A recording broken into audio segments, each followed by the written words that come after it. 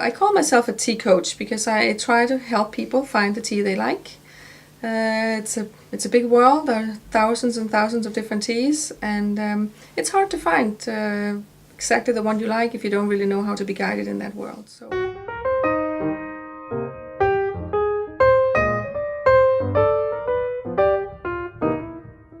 I was born in Denmark, and I was born in Elsinore, which is Hamlet's place. But in the main street of the old town was also a coffee roastery, and that's where my dad worked. So I was actually born in a coffee roastery, with the smell of coffee and tea, of course.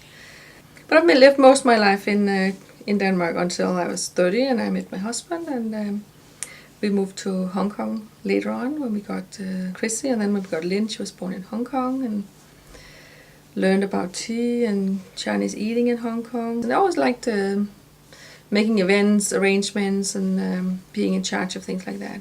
I think I remember her drinking coffee for a good part of my childhood, but then as we got older, she got into tea and just totally gave up coffee altogether, and it was just tea, tea, tea from then on. I had been at an expo, World Tea Expo, which is where all the tea importers and exporters and tea councils all over the world meet in the United States. The first one I went to was in Rhode Island, and I had no idea you could do so much in tea.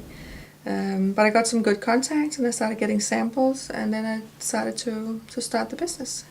It's just her running her own little private company, so the family helps out with it. This is my favorite teapot and my favorite teacup. This is Tea, a magazine. It's a magazine that my mom subscribes to. And this is an article that she wrote for the magazine about tea tins. And then she wanted me to take pictures of them for the article, and they got published. And I help her with tasting the tea, because sometimes she might have a different opinion than me, and I help her take the pictures and with the website and everything. The website was made by my daughter, Kristensen. She's my web designer, and she designed it all from scratch. I usually do the website design and any other graphic design she needs. If she needs something updated, if she needs pictures posted on it. Well, it's a lot about tea in this house. There's tea everywhere, pretty much.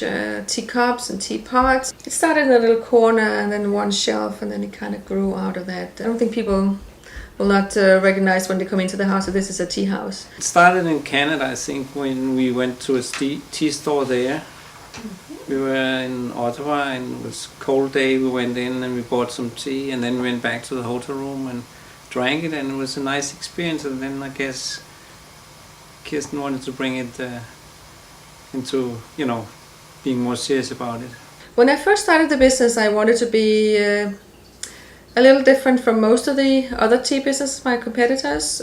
So I decided to emphasize green tea, flavored green teas, because that was a new area. On the Girl Scout part of it, since I'm an active Girl Scout leader, people know me from this way.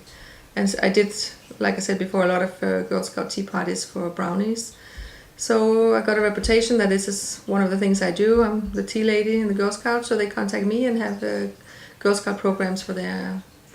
but also for adults, I do I've done programs for Brookdale Community College, non-profit classes, and for the Monmouth County Park System. The benefits of the tea helped stomach ailments, how it would help you stay awake. If you had to study something, had to concentrate, tea was very beneficial for that. Not meaning that you couldn't go to sleep. Tea does help you focus. So if you need to stay awake to do a study, you need to finish some homework, you need to read a book, tea will help you stay awake and focus on it.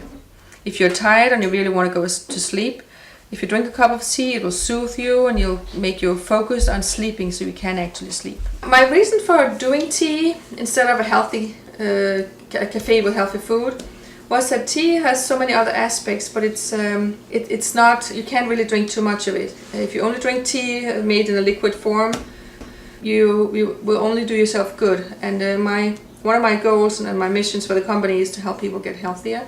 I may like some teas, but I think it's important that other people have tasted them too. So Lynn, my daughter Lynn, is my cupper. If it smells bad or tastes bad, obviously you don't want to sell it.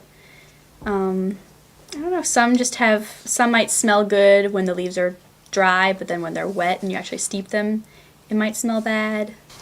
She actually quite enjoys it and put a lot of effort in educating other people on benefits of drinking tea and the history of tea. Every once in a while there's something that we do that people find different, like simple things like when we eat, most people say that they eat pretty early and they eat on their own, but every single night my family sits down to dinner together and people are always saying like, oh, that's so weird, but it's normal for us. It's actually a hobby also. Tea drinking is a hobby. I mean, drinking tea for the health benefits is great, but it's also good for friendship. It's good for relaxing, just sitting down with a cup of tea and you're starting thinking differently. And myself, I mean, when you drink all the tea I do, drink about 10-12 cups a day, I stay very calm, very focused. When I do tea parties, it's great to be the older tea lady. It's fine. I don't have to be a young tea lady.